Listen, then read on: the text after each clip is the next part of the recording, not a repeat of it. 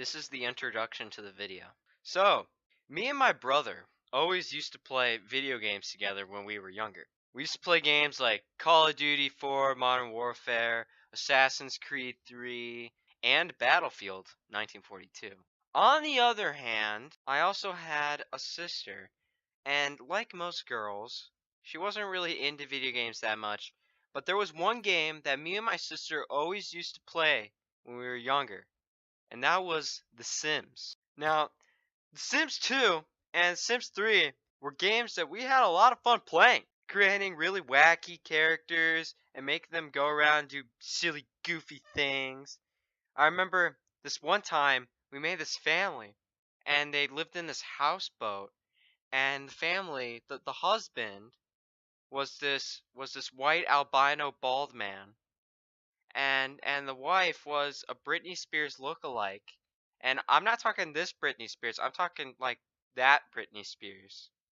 And they had a child, and the child had a beard and was black and was named Ernesto.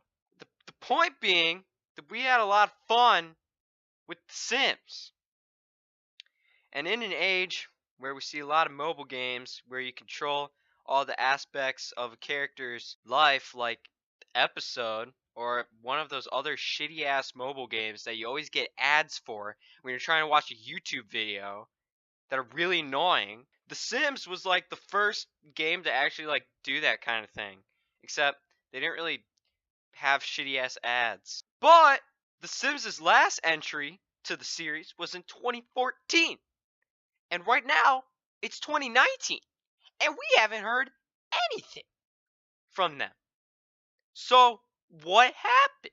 Now, The Sims history actually starts with SimCity, which was created by the same person who made The Sims. And that guy was a game developer named Will Wright. Game SimCity, as most of you are probably familiar with, it's kind of like the SimCity that we know today. It was basically this game where you just kind of control your entire town, and you like just run all the aspects of it, like the zoning, and you just create fun little buildings, do your little thing. And this game was released in 1989, and it was a huge success. It was the 9th best-selling computer game throughout the entire decade of the 90s. And the game received a lot of critical acclaim and great reviews. They achieved the highest honor of any PC game by winning Best PC Game of 1989.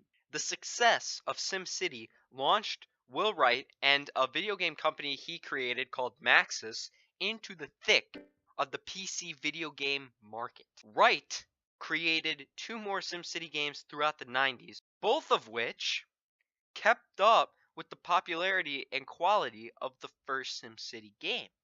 The success of SimCity was enough for EA to come calling it, and in 1997, Maxis Games was bought by EA. However, 6 years earlier, in 1991, Wright started to secretly produce a new game called Project X. And this Project X turned out to be the invasion plan for the Gulf of War. And he also started creating The Sims. And this game called The Sims was exactly like The Sims we know today, where you control all aspects of your virtual character's life. Because of Maxis Games trying to continue to make a steady income, Wright had to divert many resources to the 2 aforementioned SimCity games.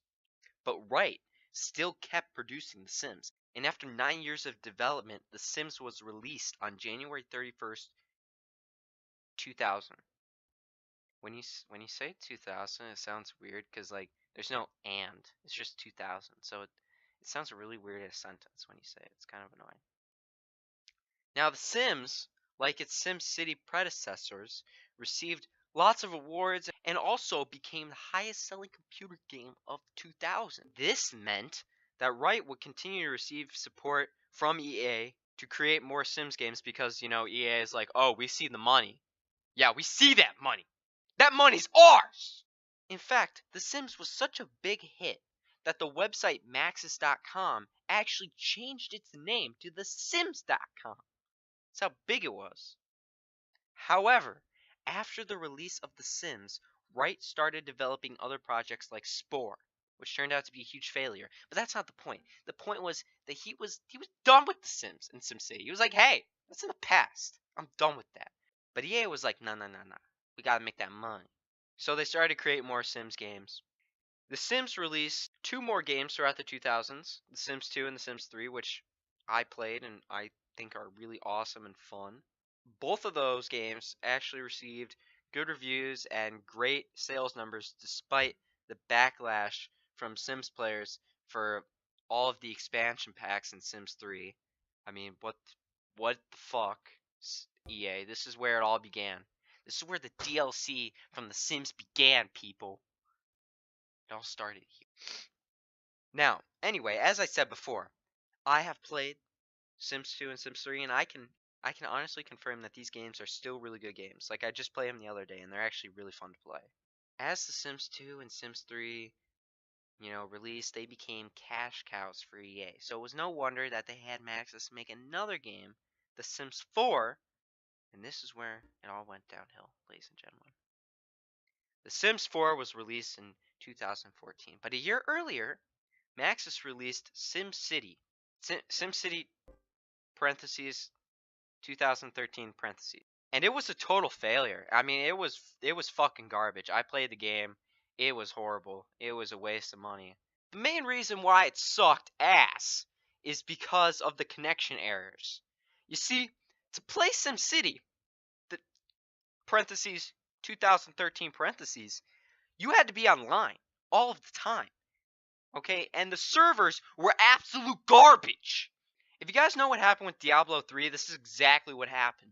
Literally, no one could connect to the servers. And even if you somehow did, even if you were somehow able to connect to the servers, sometimes the servers were full because they didn't even have enough servers for all the people that they sold the game to.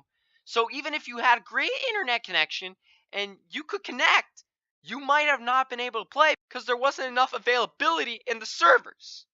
What the fuck? How do you let that happen?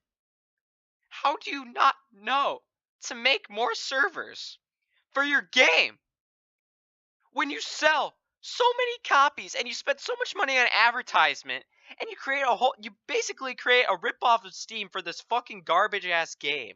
Create Origin. It's garbage.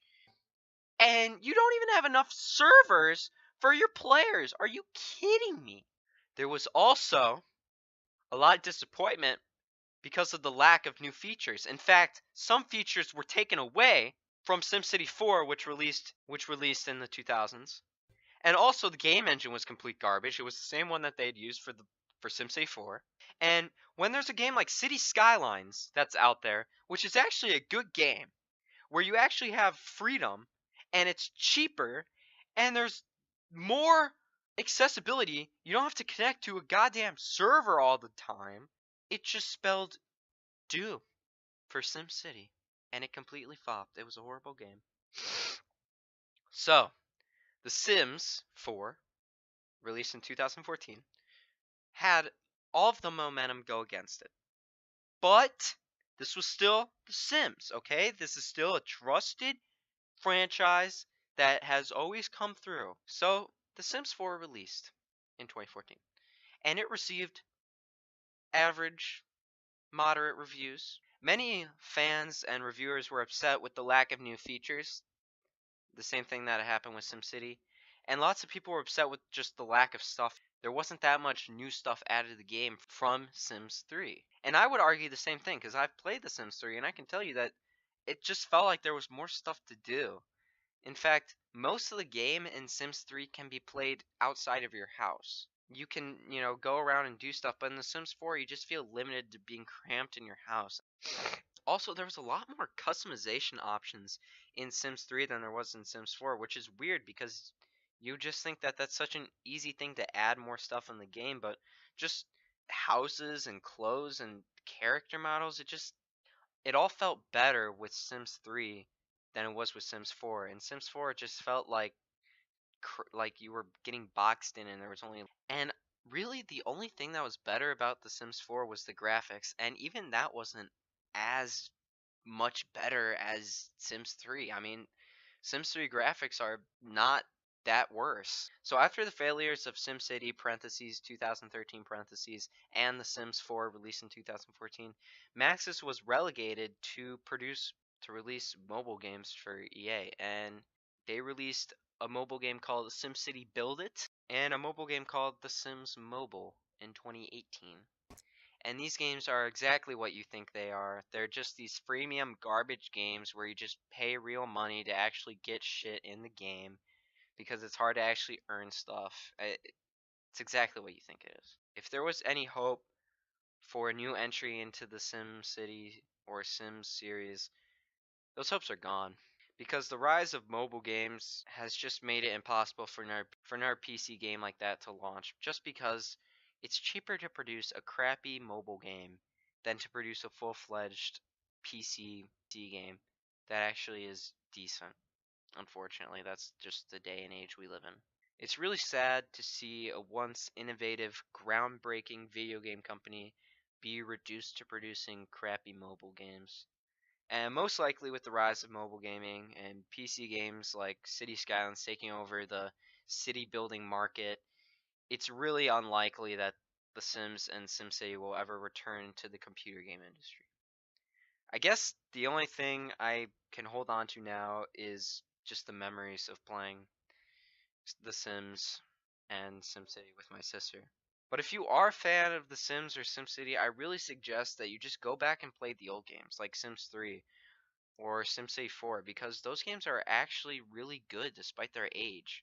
And even if their graphics aren't up to par with today's day and age, the games still function fine and they're still lots of fun to play. So I guess at least EA can't take that away from us. But they'll probably find a way.